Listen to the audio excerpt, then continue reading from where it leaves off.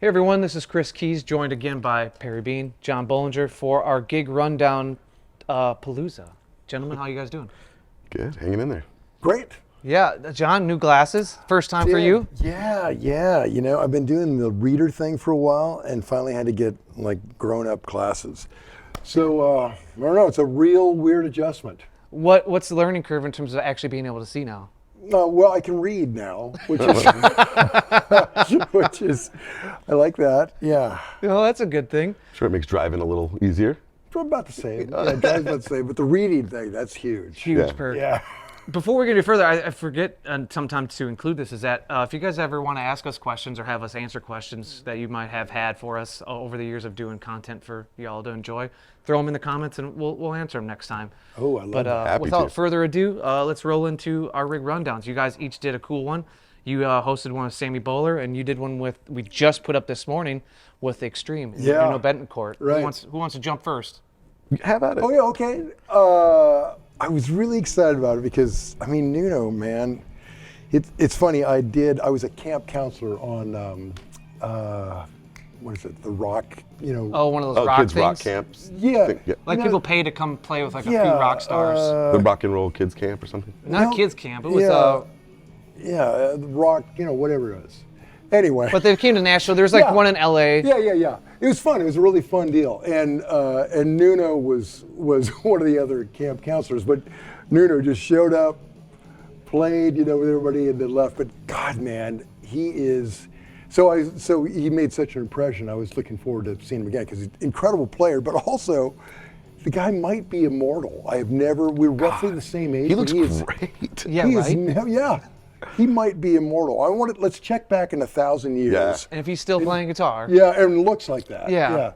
Anyway, he's such an incredible player. I mean, when you hear him do Bumblebee, I was really hoping he would do it on the rundown. He did not, sadly, but he's an incredible player, and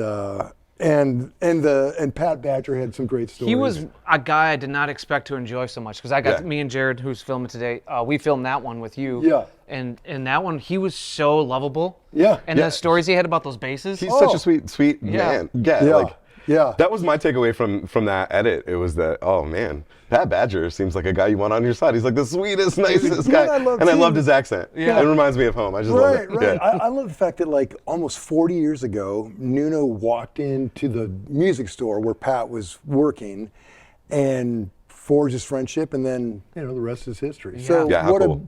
It was just kind of beautiful to see that. Yeah. Yeah. And I think it might have been a first where we had the artists being showcased or their gear being showcased crash the rundown. So if you watch it, you'll see Nuno, or the rundown starts with his tech, John Thayer, who's great and very informative. But as we go into it, Nuno crashes Your it. shows. So, Oh, rock and roll fantasy camp. That's what it was. Yeah. Anyway, it was great. It was actually a really fun experience. So. Well, check that out because I think those are still happening. Oh yeah. Maybe one of the days you'll be the marquee star that they'll have. Oh no, I like it. I like the obscurity to the side, and I don't deserve to be the marquee star. I like it right to the side. You got your lane. Yeah, I got my lane. I like my lane. You had Sammy Boller. Sammy is awesome. If you guys are not hip to Sammy, you should check it out. He, you know, I feel like there are a million guys that do the shred thing and they do it great. Yeah. Sammy found a lane that is so different. He can do that shred thing, sure, but you know, he's a Candy Rat recording artist. He focuses on kind of modern fingerstyle, but he does it with electric, which is beautiful. So some of his stuff almost sounds like neoclassical in the sense of like a harpsichord or something, because he's playing like 10 things at the same time, and then he can just turn around and he can shred too. You know. So his music is really, really interesting. He does his last album's, you know, instrumental, but it's cool, you know. I listen to it sometimes. It's just I feel as emotional about it as I would like a song with great lyrics, you know. Like, and those guys, I feel like those solo fingerstyle acoustic dudes, man, their phrasings are always so beautiful and strange and just different than what we're used to hearing, you know. Right. So to me, I love all that Candy Rat stuff, you know, and Sammy's no exception. That guy's great. And he stands out in their catalog or their artist roster because it started with the friendship of the owner, I can't remember his name, and Andy McKee. Right. A lot of that stuff is acoustic style. Right. Almost, yeah. Sammy's brings the firepower. Yeah, it's interesting. You know, Underwatt Friedman. Right. You know, they've been a label now for quite some time. over 20 years or something like that. But they now have like over 50 artists on their roster. And I think Sammy was probably one of the better known electric players in that lineup. Yeah, that's what I love about that label. It starts with how I discovered them. They're all like just like people you'd see on YouTube or whatever. Right. Yeah. Andy McKee, Antoine and Delfour. Guys that were playing alone in their home, and they're incredible. And thanks to the our online world, you can actually see them. Whereas before, I think they would just stay. Nobody would hear that stuff. Yeah. Right. I guess the last thing I'll say about Sammy is like, beyond the fact that he is just such an incredible talent, man, what a humble guy. And that always stokes me out. When you're that good at something and you're still that humble, good look. And he pops up in Nashville quite a bit. He's here all the different time. gigs and different things bring him to town and showcases. He just travels played a lot with Friedman. Tesla the other day. Yeah. He sat in for Frank. Right, because Frank had an issue that pulled him away from the gig at the Ryman. And so, Sammy got to play. So big ass shoes to just step in. Yeah. You got to be confident. Oh, yeah. To be like, yeah, sure, I'll do it. Yeah. You know what I mean? And he goes wherever Dave Friedman goes in terms of like promoting their products. Like speaking of, we went to LA. This was last year, I guess. Now we did a demo with Sammy and Dave on that IRX, which is incredible. If you guys if you're into gear, man, that thing is amazing. Yeah. Like Dave, all of his sounds are just so cool. Have you seen this IRX thing? It's a preamp pedal, basically, right?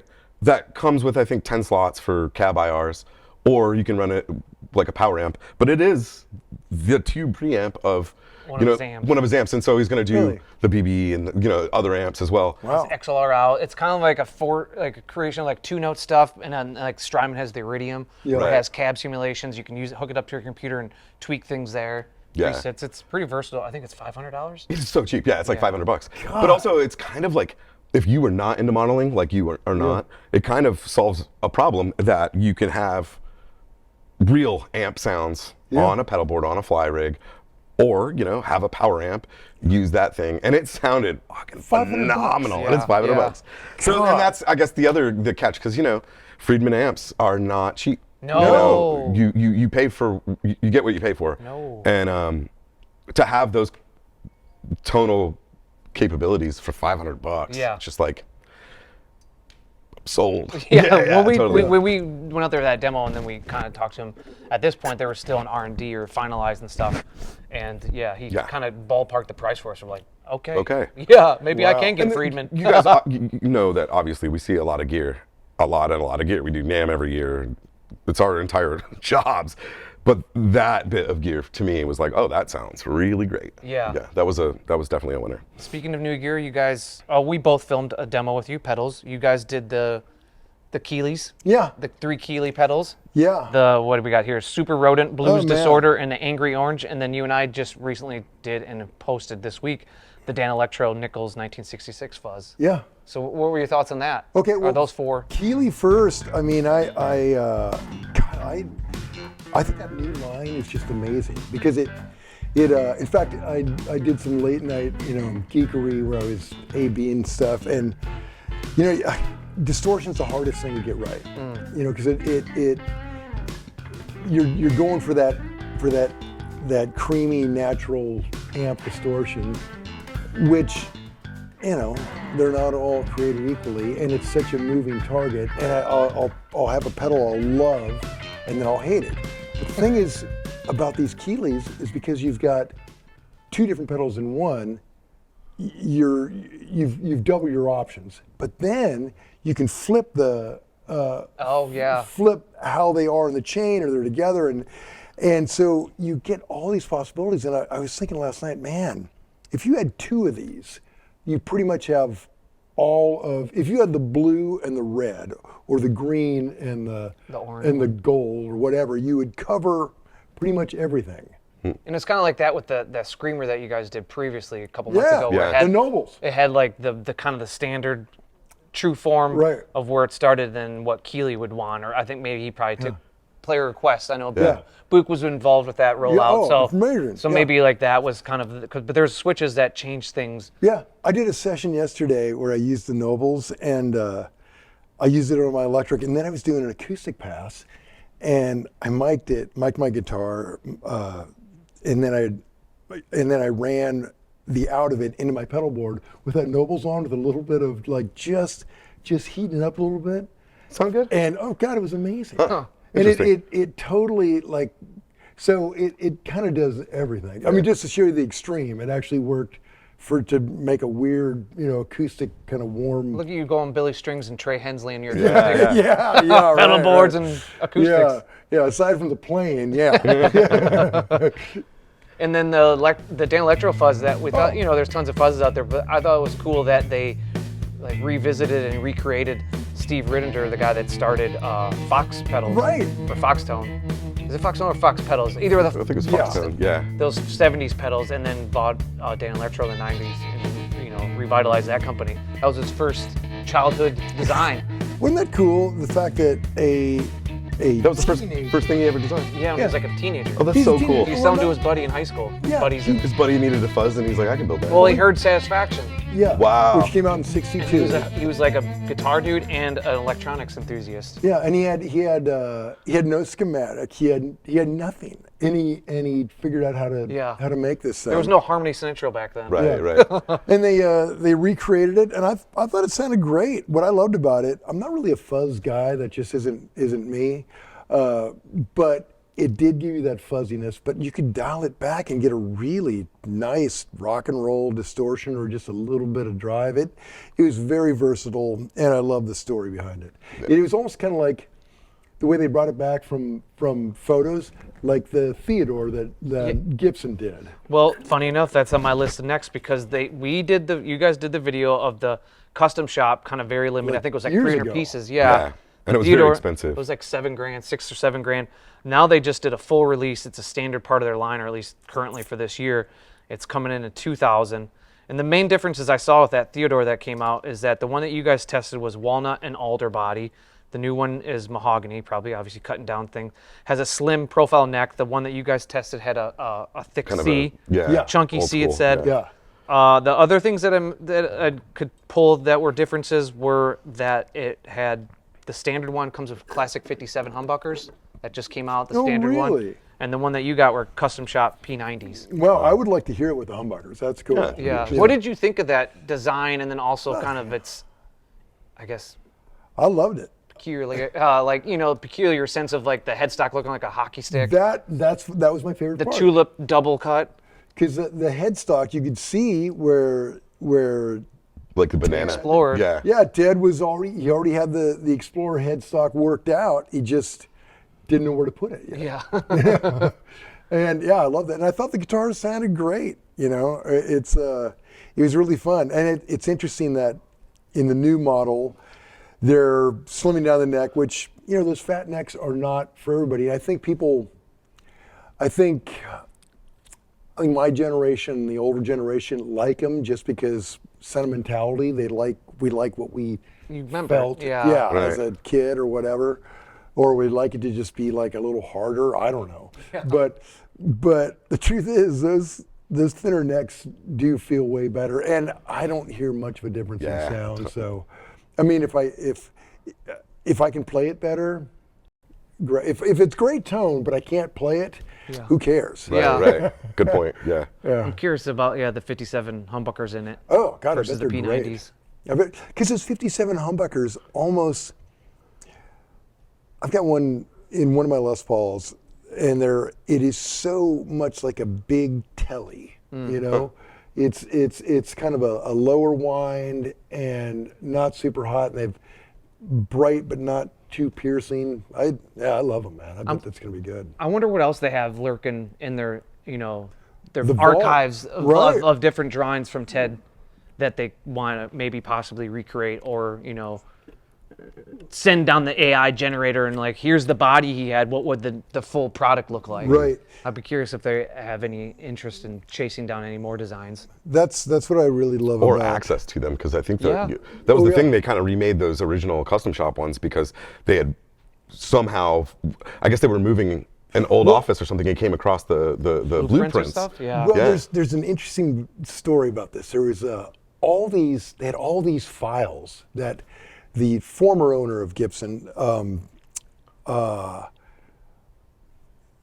was more forward thinking, didn't want to look back. I think that was his thing, which is a huge mistake with a legendary company. Well, legacy brand, yeah. Yeah, a legacy and apparently there were all these files that they'd had around forever, and they're like, just throw that crap away. And one of the employees thought, this is treasure. Right. And they stashed it all at the top of that building downtown. I can't remember where the old luthier shop was there, right. the Gibson's repair shop. And had a showcase there for a long time. Right. And I think Mark and some other guys just went through there painstakingly after work and dug through these files and found that. Wow. And found and they found a bunch of other stuff. So yeah, who knows what's going to come out? It's really cool what they're doing over there. Yeah. It's archaeology. Yeah, It's cool. It is. You know? It is. I appreciate that stuff. Well, another thing that came across my radar gear-wise was the Line 6 Catalyst combo amps, which is kind of leaned into the Tone Master lane of Fender and the Roland stuff. What's the Roland stuff that you've used downtown? Katana. Boss stuff. Katana, yeah. So my biggest thing is, obviously, everyone jokes about the Spider and the Line 6 Pod Express kidney bean thing. But the thing that I personally had against trying the Spider was it looked kind of corny.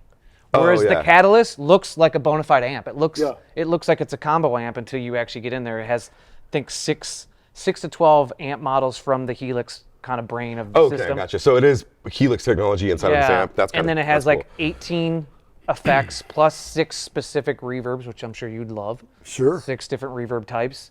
And so it's not a full, archive or library that the Helix provides or the HX Stomp. So it's slimmed down. It gets, has a 112, I think a 212 combo package. But I think the 212 comes in 200 watts and it's only 26 pounds. Ooh, is $499. If it don't have the insane setting, I don't want it. I was actually talking to a guitar player, and I was talking about like the recreation and kind of where Line 6 continues. I say they're kind of, they're messing up by not leaning into what they. Some of it, yeah. With the insane. You don't gotta go full rigs of dad. However, hear me out, man. All right, so I was on tour once. I mean, this was maybe like early 2000s. And at the time, I lived in a tiny apartment, and I needed to learn a whole set of this other band's songs to do this tour. And I just couldn't make noise, man. And this kid in Jacksonville sold me one of those Line 6 Spider amps for like $50. And fuck if it wasn't handy, dude, because I could get really high gain at the time. To get high gain, you needed to crank a 5150. You know what I mean? Like. Yeah. And it was $50. So just as a learning tool, I know people talk all kinds of smack, but man, for sure. Line 6 was so helpful for me to also, like in my youth, figure out what kind of delays I liked and what kinds of different modulation effects were cool. Those big green pedals are. Cool. I get that, like they have a Helix now and stuff like that, but I hope they, like you're saying, don't forget the roots of like the DL4 and I think of that because like one of the very first videos I did, and I ended up buying it because it was something I could afford and it allowed me to have a lot of sounds without having a lot of gear, was the Digitech RP500. The little multi-effects processor? Yeah, and it had the foot switch, and it was one of the first videos I did when I came to PG like 15 or 16 years ago, and I was like, wow, this is handy because it was allowing me to have all these sounds that I couldn't have. And so it's like, we talk shit on the modeling, and it's corny and looks cheesy and it's not tubes, but man, when you're on a lunchable like budget, it's way cooler than not being able to eat charcuterie. You know what I mean? Like, I'd rather have that stuff where you can eat it and play it than like wishing I could have the finer meats from Italy. It's like, nah, man, I want to play tone. I want to play guitar and have all these tones. And it was cool to have that RP500 for the years I had it. Yeah.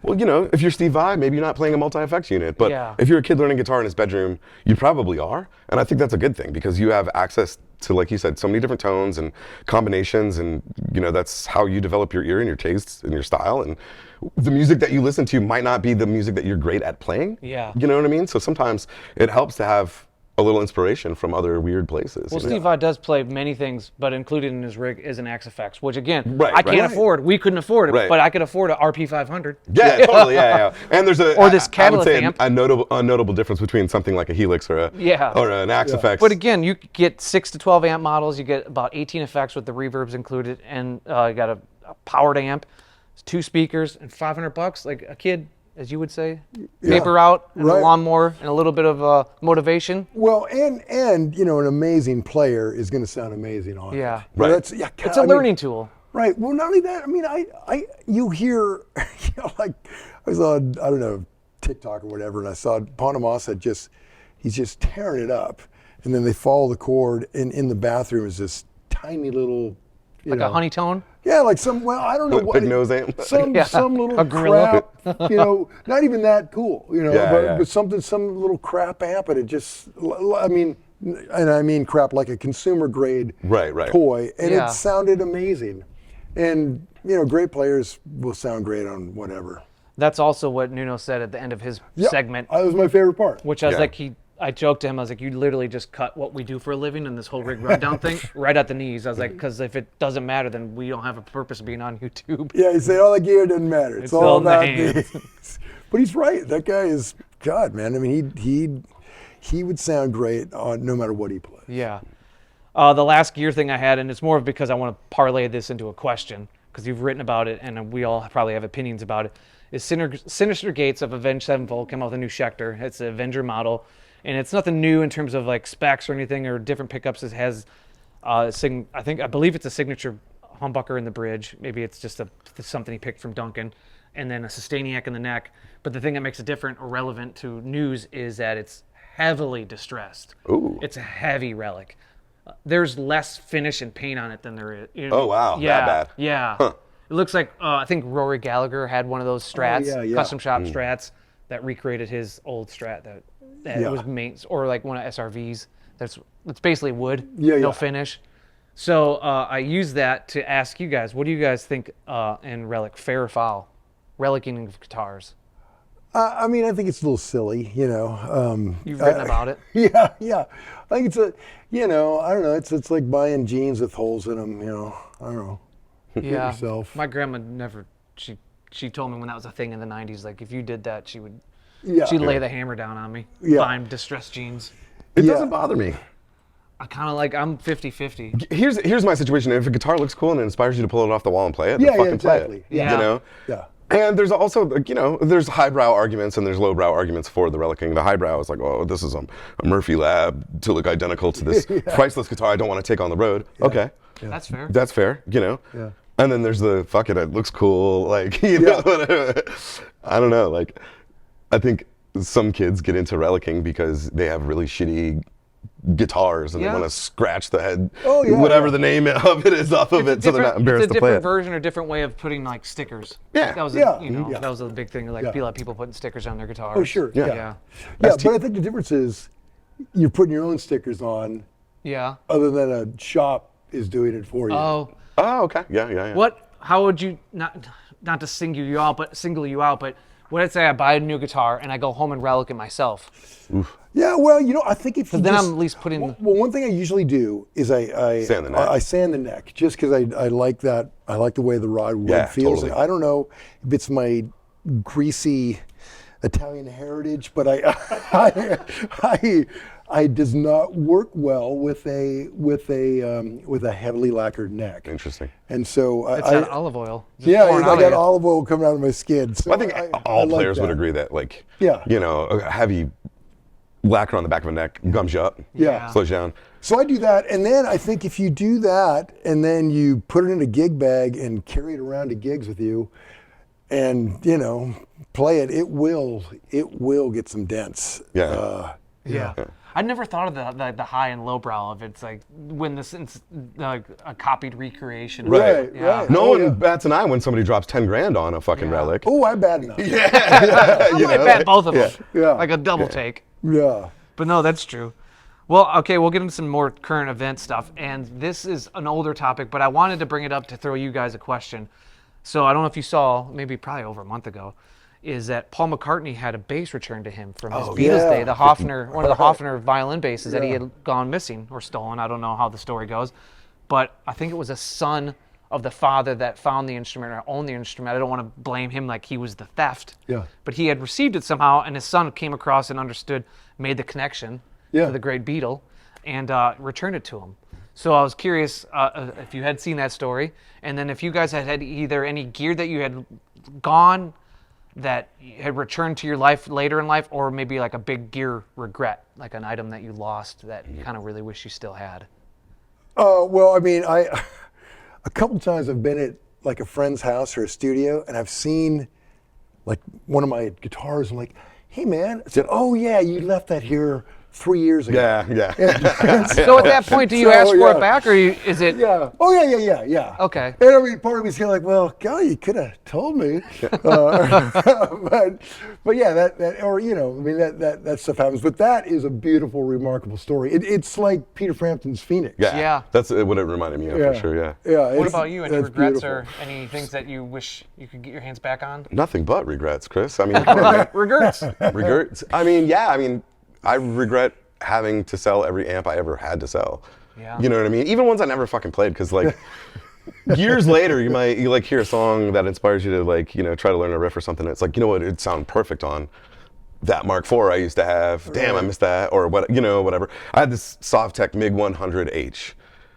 And it was a one-trick pony, and that thing was falling apart because it was Russian, and the fucking input jacks were plastic and shit. I had to have all those replaced. Like, the thing was just a piece of shit. Yeah. And it only did one sound great, but man, do I miss that amp. Yeah, I should have never sold that.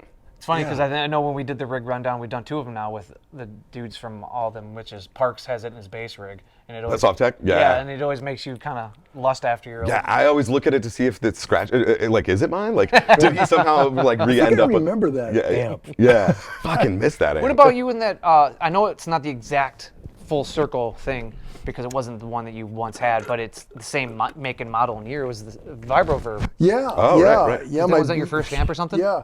My parents, God bless them, were so sweet. When I was, I guess I was like 15 or 14, I really wanted a real amp. And they went down to Hanson Music in Billings, Montana and bought me this Vibroverb, 64 Vibroverb for $100, which was a fortune. Right, then, sure. I mean, it was like a struggle. And it basically formed my idea of what an amp should sound like for the rest of my life. And of course, I was an idiot and Do you remember what you traded it in on? yeah, I remember. I'm just embarrassed to say. Here we go. At the time, I traded it for a. It was old and cranky, but I traded it for a PV solid state bass head. Tell me it was the 80s. It had to have been the 80s. Yeah. And it wasn't even for me. It was for my wife at the time. Wanted to play bass, so I did that for her. And I mean, I took the speaker out. I took the old Jensen out and put in another crappy speaker and traded it. They still got the better end of that deal, man. Oh yeah. And of course, then I spent thousands later rebuying one. Yeah, and you recently got one. Yeah. And it's it's not what I remember, but it's a great amp. But then again, power is not what it used to be. Yeah. The power coming out of my home back then was like 110 maybe. I don't know.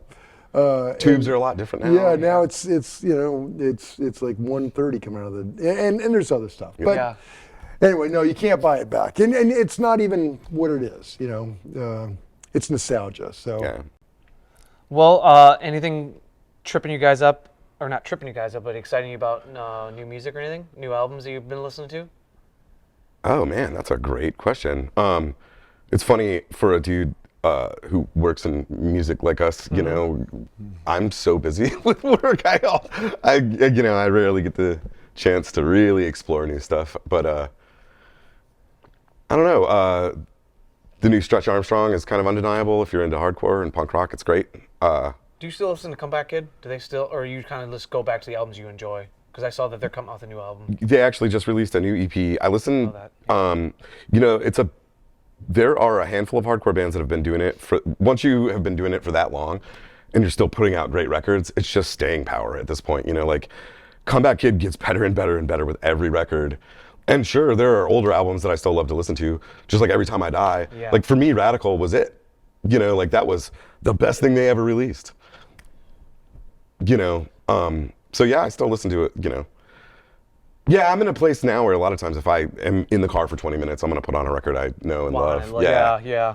You'll want a reconnection with an old friend. The 2 things that I saw that came across my radar is Gary Clark Jr. had his new album came out, which a nod to you as a photographer. JPEG Raw is the album title.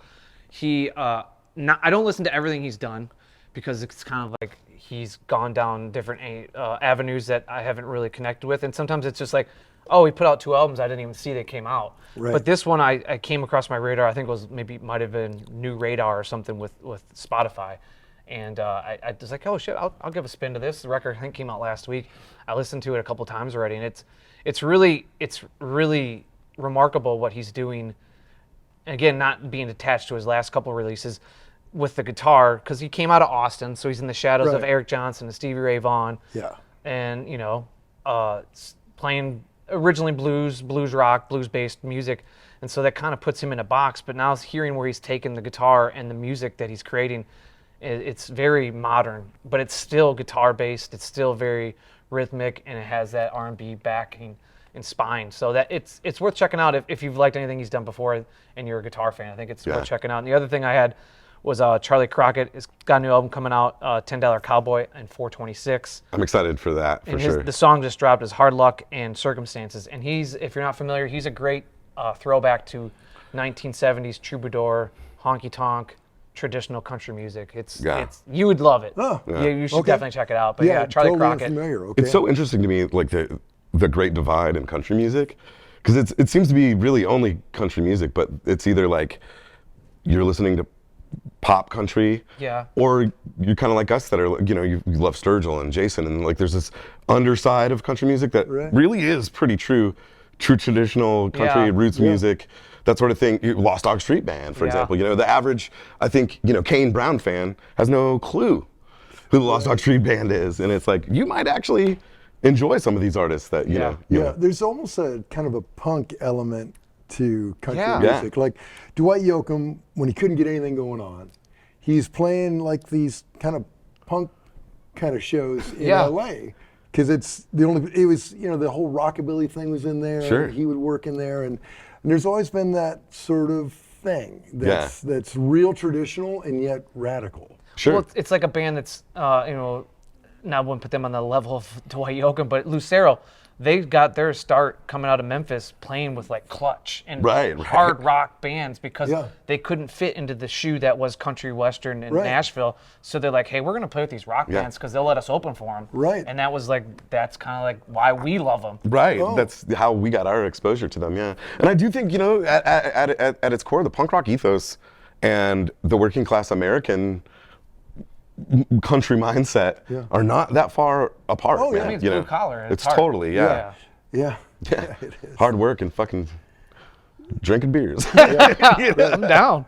Oh, hey, there's one other thing. One thing I've listened to is, Bonamassa and Glenn Hughes and Jason Bonham. Was it Black Country? Community.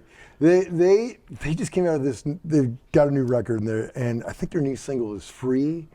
Is it cool? God, it's so cool, man. Who sings? Is Glenn the singer, or do they have a bona fide singer? No, Glenn's a killer vocalist, man. That's what I love about this deal, is that it's. I mean, he's Deep Purple. But I didn't know if they had a standalone. Singer. Yeah, he's and Bonamassa sings some with it. But what I love about it, man, it's what great collaborations are about, because it brings something different out of Bonamassa. He goes into a different lane. It's just really cool, and Glenn's just amazing, and I think very few people today are familiar with his work. He's incredible, and I'm so glad he's out there. And Bonham sounds like Bonham, so he does that thing, which is only that thing, and it's all you need. I mean, it's what a lot of drummers have kind of their reference point, and that's what they chase. Right. Sonically or just stylistically. Yeah, man. It's just a great bed to, that great groove. So, that's some new music I'm excited about. Well, we mentioned him a couple weeks ago. He's a friend and fan of the Rig Rundown. Be worth mentioning in this news bit, before we move on to other things, is Marcus King has a signature product coming out. Oh, that's right. Oh, yeah. It's called the Signature Weed Carolina Honey. Yeah, Carolina Honey. So it's like... He's a strain of weed. Yeah, well, you know what? So many celebrities are doing it. Good on him. Hey, Marcus. Yeah. Bring some samples to your next rundown, Marcus.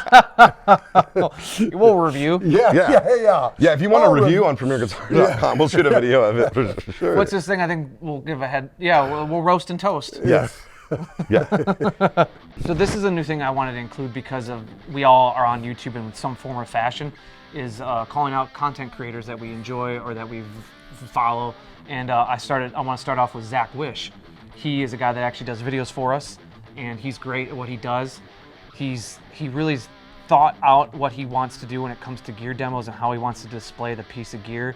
He wants to make everything sound the best it can. He has a day job, so everything you see on his YouTube channel and for us is essentially a hobby. And so he does everything himself, films it, records it, edits it, because his day job is in that kind of realm of doing photography and video stuff. Right. So like his day job is meddling around with cameras, so he kind of applied it to his passion for guitar playing. And a recent reason, like I'll give you an example why I do love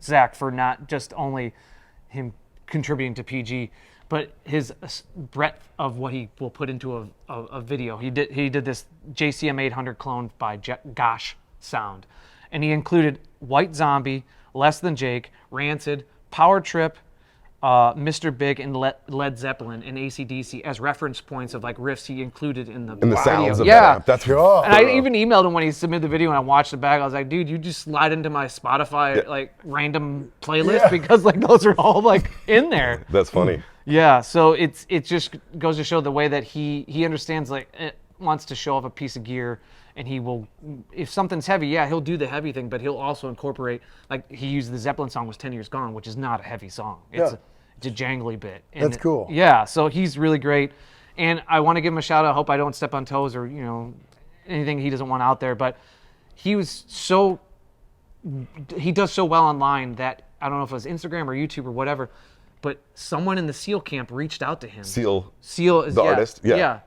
Is it Tears from the Rose? Yeah, That Kiss from the SEAL. Rose, yeah. Yeah, Kiss from the Rose. Batman Returns, I think it was.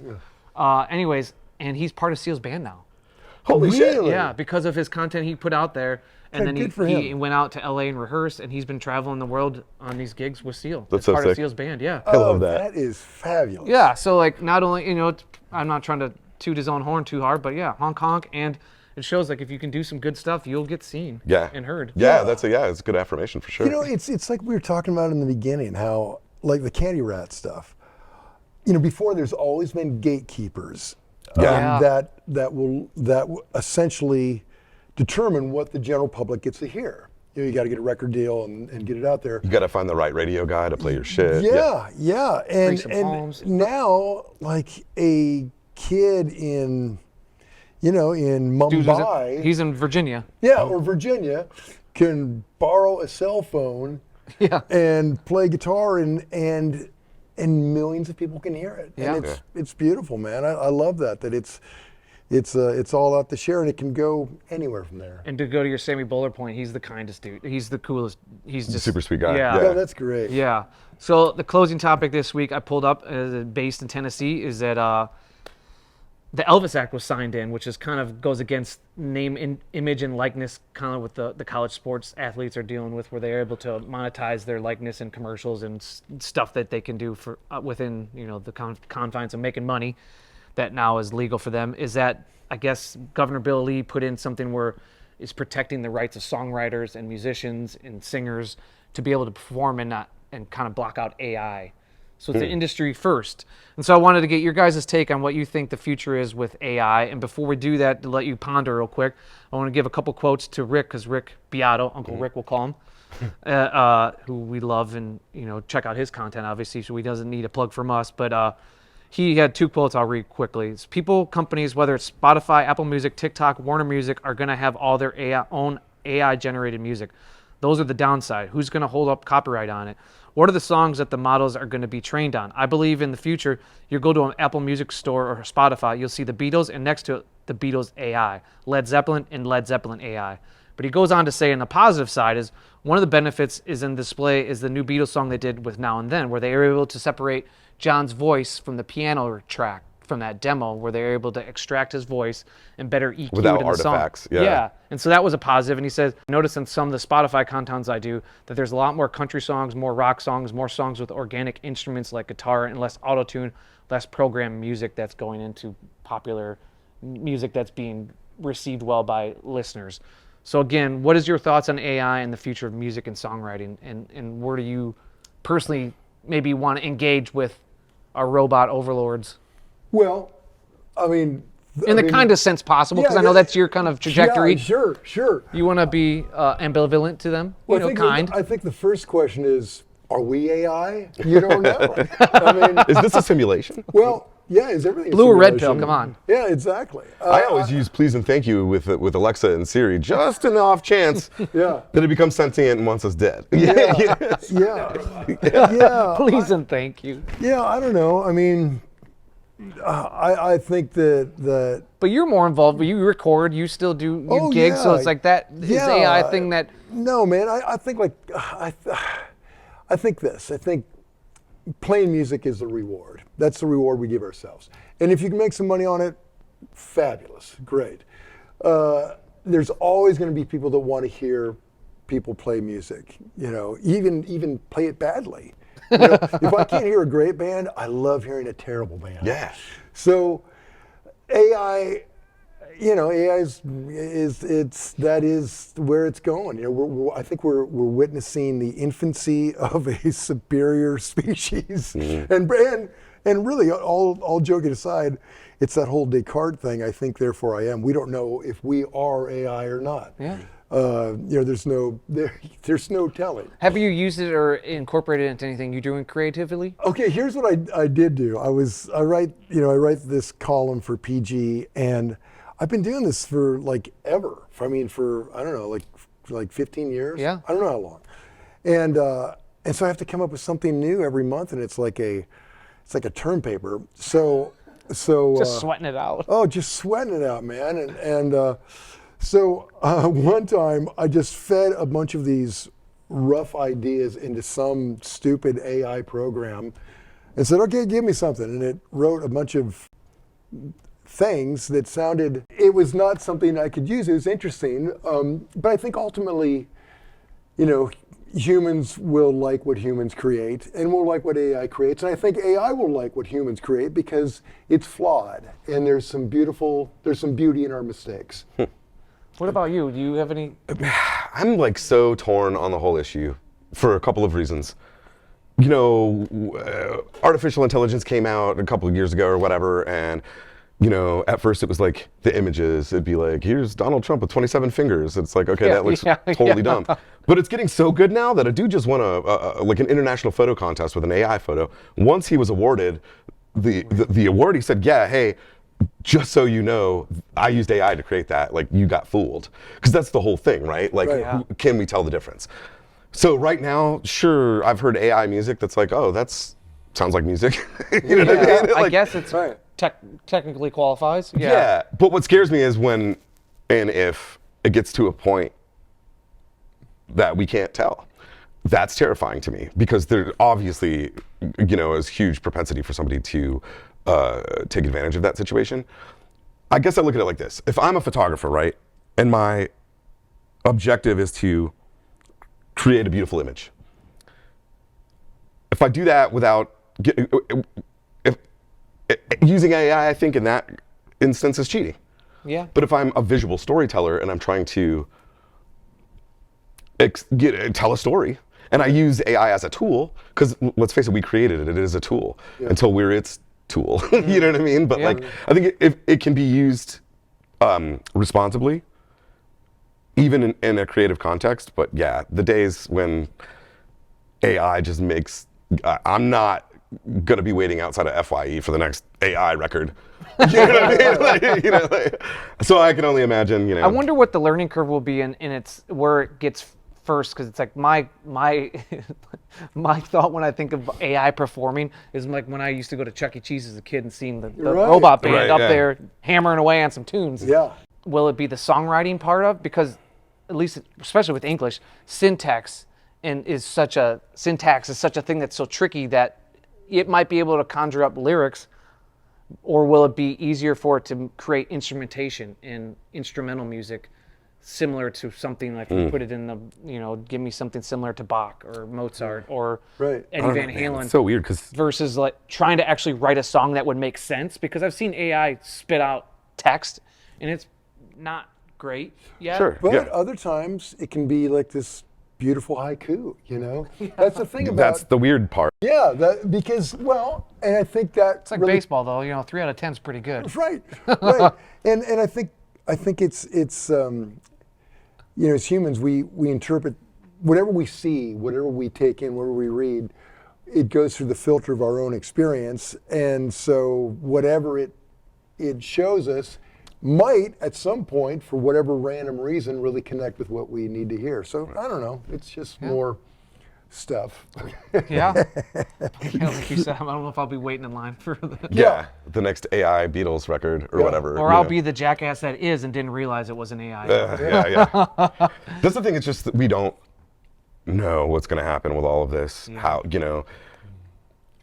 Although, you know what, your image and your voices are so out there that they could create a version of Ben, our graphic, one of our graphic dudes, Ben. Yeah, he's definitely shown me some stuff that he can do with AI and me. So it's been great to see that. Yeah. Thanks, Ben. Yeah. Yeah, the deep Thanks, fake Ben. thing is going to be pretty interesting. Yeah. I was gonna say weird, deep, like peanut gallery comment is we're talking about this in future tense, and it's already here. Yeah, it's here. We're already consuming content, and there's music that's already AI generated. Stuff. Sure. We don't know what guitar leads and stuff are. We don't know. Yeah, that's the whole thing. We just don't know. On one hand, what was it? Sports Illustrated switched to some AI articles, and they shut the doors. That was one of the biggest magazines in the. Granted, like, you know, the print magazine industry is, you know, in decline, but as of now, I think as far as writing, most people can see through it. You know, it's clickbaity. I agree. Yes. And also, the human experience is so intrinsically human. Yeah. You know, you can maybe program it to respond or react to how we would expect a human reaction or response, but at the end of the day, it's just not. It's one of those things where it's like an old Beatles record, or when All Them Witches recorded at Abbey Road. They're one of the songs that opens the album, or the song that opens the album. You can hear a door closing. So I don't know if AI can put that in there, or a missed beat, or a ghost note, or it's like I don't. That's where it's almost like our ability to create errors and be, you know, problematic at being excellent is almost endearing. It makes us actually more relatable than what AI could create. Right. Or would it understand why it's cool? Like, you know what I mean? Like, there's this band called Recover. It's one of my favorite bands of all time. They had this record called Cesias Nespas Recover, and on one of the tracks, right before it starts, you can hear the drummer cough. And it's just like one of those moments in that record where it's like, fuck yeah, that's real. Yeah. Like, you know what I mean? Like, this guy is probably out of breath, probably coughing a little bit because he's tracking an album. Yeah. And like, could AI throw in a garbage truck beeping outside? Sure. Yeah. But would it understand why it would be cool or not? No. Yeah. I think that's where at least that's where I end up on the equation. I think it can do a lot of things great, and it probably can, you know, do most things better than us, but it can't screw up like humans, and that's what we're good at. Well, and I think, like, the images that it creates, I think the ones that really get people's attention are the mistakes, the weird ones. With the weird. Yeah. You know, that like kind of don't make any sense. It's like, oh, I like that. Well, that's bizarre. So, you know. Bring it on. Yeah, bring it on. I love it. Fellas, I think we got stuff to do. Yeah. That's more important than us just yakking. So thanks again. If you got any questions or comments you want to leave behind, we'll respond and react to them. Do that so in the comments below. Yeah, also, hey, what are your thoughts on AI? Because I think this is something that we need to probably start focusing on now that it is actually a part of our everyday life, you know? Yeah. Gentlemen, till next time. Till next time. Later, buds.